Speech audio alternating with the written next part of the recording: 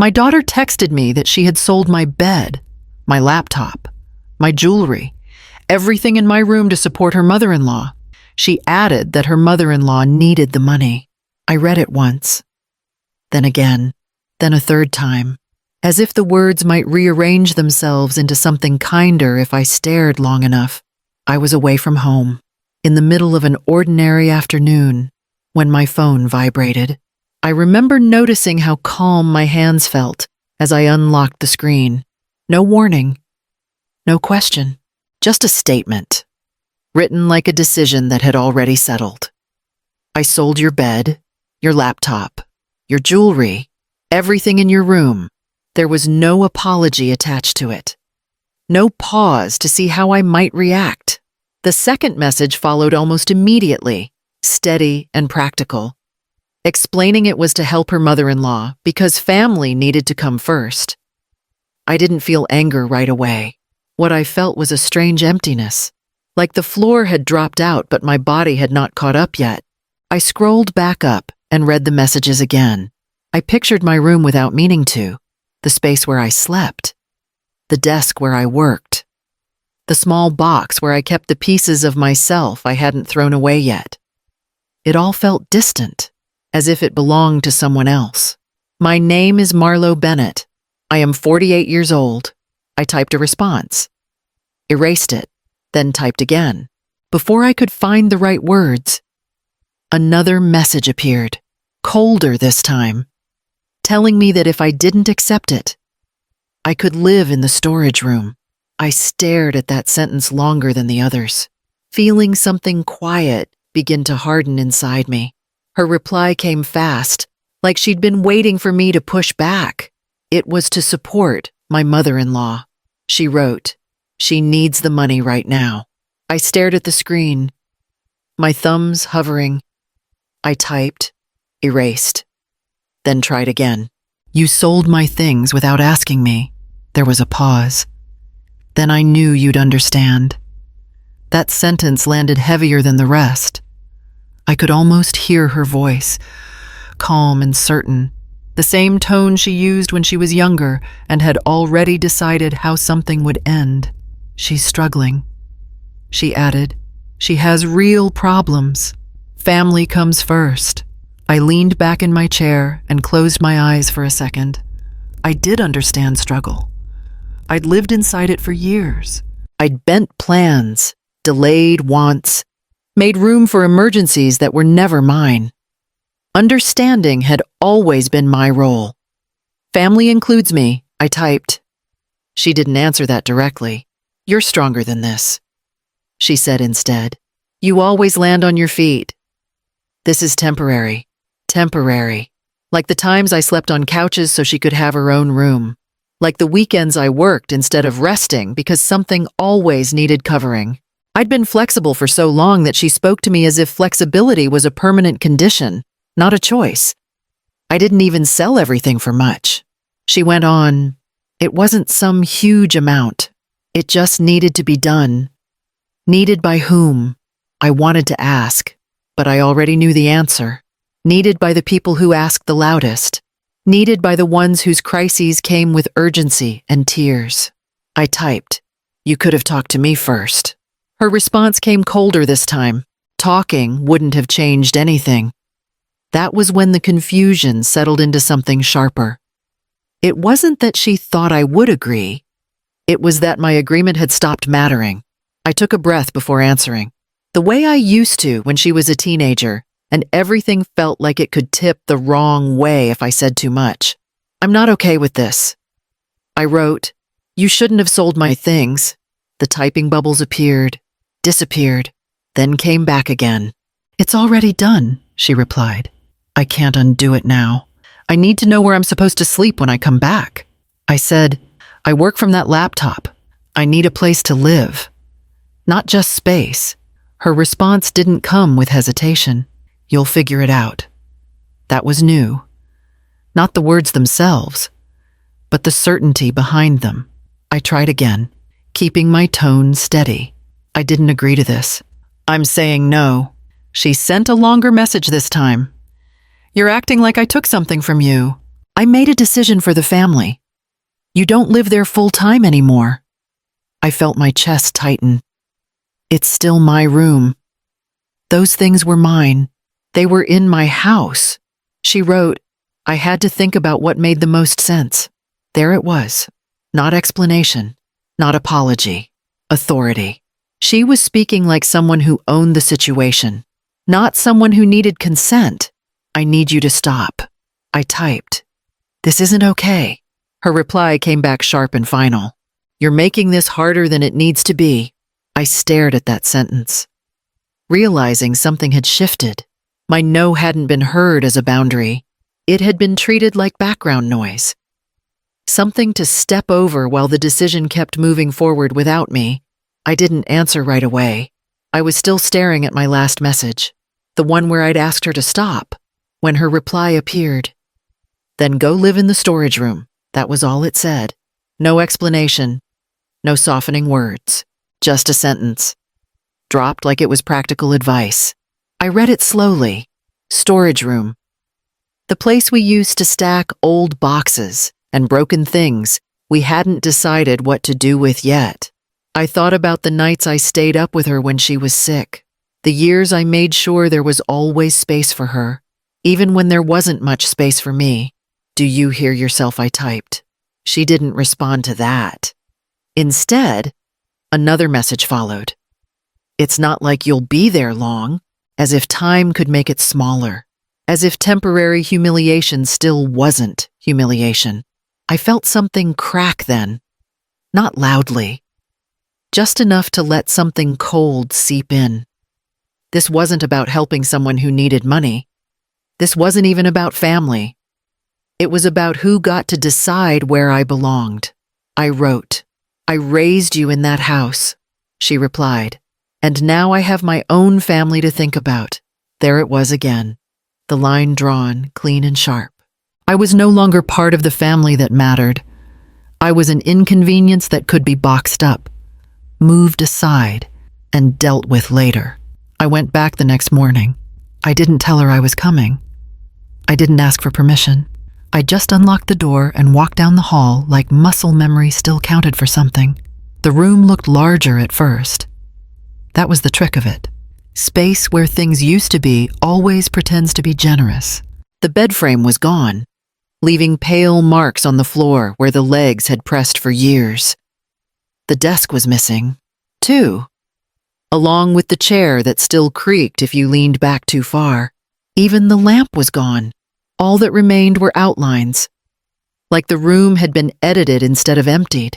She came to the doorway and crossed her arms. I told you it was all sold. You said bed and laptop. I replied. You didn't say everything. She shrugged. It made sense to sell it as a set. I walked to the closet. The shelf where I kept my jewelry box was bare. I stood there longer than I meant to, my hand hovering where the wood should have been smooth under my fingers. You sold my jewelry, too. I said. She sighed, sharp and impatient. It was just stuff, Mom. You weren't even wearing most of it. That box held things I worked for, I said. And things that mattered. She rolled her eyes. You're being sentimental. I turned to face her. You didn't ask. I didn't think I had to, she said. You're not using the room the way you used to. Not using. Like it had been abandoned. Like I hadn't come back every time I needed to remember who I was outside of being flexible for everyone else. I sat on the edge of nothing and felt the room press back at me. This wasn't a misunderstanding anymore. It was a decision, carried out completely. You can't just erase me, I said quietly. She looked away first. You're overreacting. I stood there, surrounded by absence, and understood that whatever had been taken wasn't limited to furniture or jewelry. Something else had been removed, too. Something I hadn't realized I still needed to protect. I sat in my car for a long time before I did anything. My phone was face down on the passenger seat, like it could feel my hesitation. I kept hearing her voice in my head, telling me I was being dramatic, that I always took things too personally, for years. That had been enough to make me stop. I picked up the phone, then set it back down. If I called the wrong person, I'd turn this into a family fight. If I said the wrong thing, I'd look unstable. I could already hear the version of the story that would spread if I wasn't careful. So I didn't call my sister. I didn't call a friend who would tell me I deserved better and leave it at that. I called Daniel Price, the family attorney my parents had used for years, not because I wanted to threaten anyone, but because he had no reason to take sides. When he answered, I said, "I need to ask you something, and I need you to tell me if I'm overreacting." He paused. "Start from the beginning." He said, "I didn't embellish. I didn't cry. I read him the messages exactly as they were written. Bed, laptop, jewelry, everything in my room, storage room.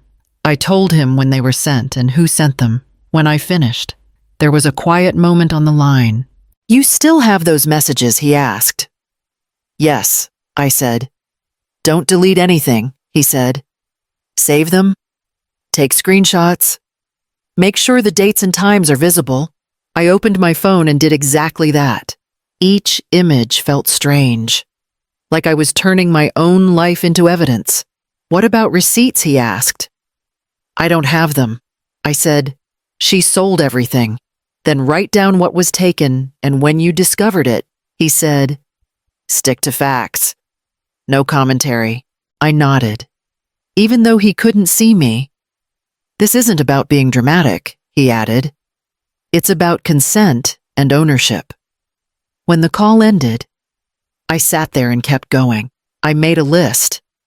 The bed, the desk, the laptop, the jewelry box. I noted the words she used, the order she used them in. For the first time since the messages came in, I wasn't trying to explain myself to anyone. I was documenting what had happened. Something shifted then. I wasn't calmer, not exactly, but I felt steadier. Like I had stopped asking for permission to be hurt and started deciding what I would and wouldn't accept going forward. It started with one missed call, then another.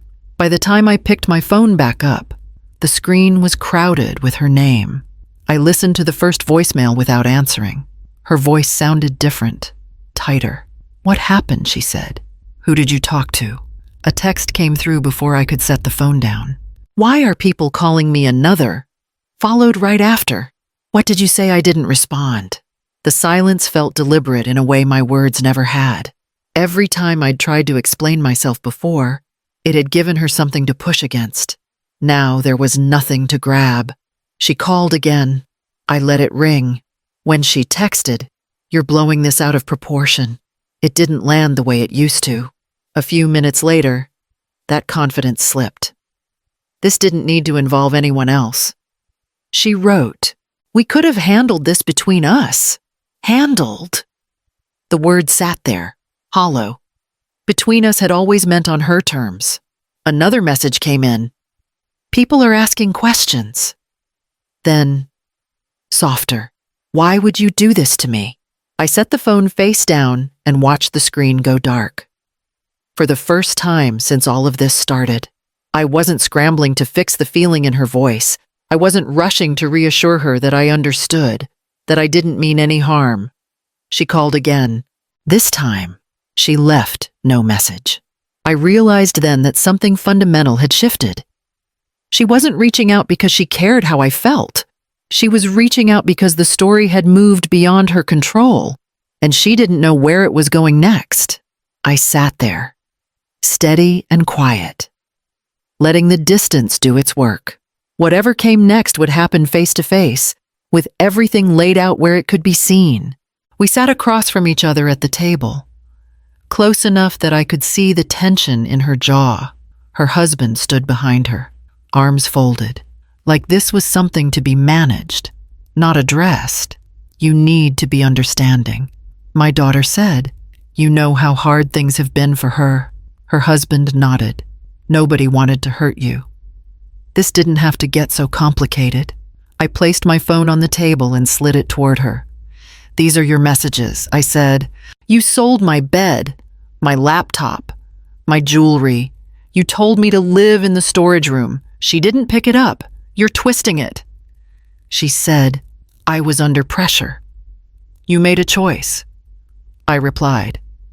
"And you made it without my consent." Her husband stepped in. "This is family. You don't bring lawyers into family matters." "I didn't bring a lawyer," I said. "I brought facts." She exhaled sharply. "So now I'm the villain." "I didn't call you that," I said. "I said you sold property that wasn't yours." She looked at me then, eyes bright. "I was trying to help someone who needed it.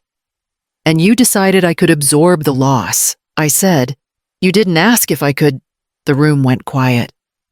For the first time, she didn't have a quick answer ready.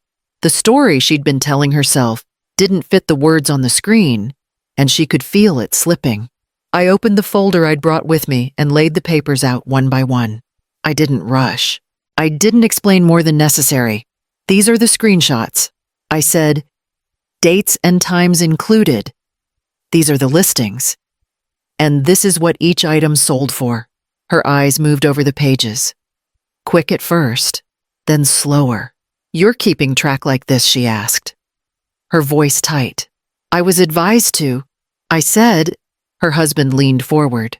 "This is excessive." "What's excessive is selling someone else's belongings," I said. And assuming it would disappear, she pushed the papers away. "It wasn't even that much money. It was my money," I said.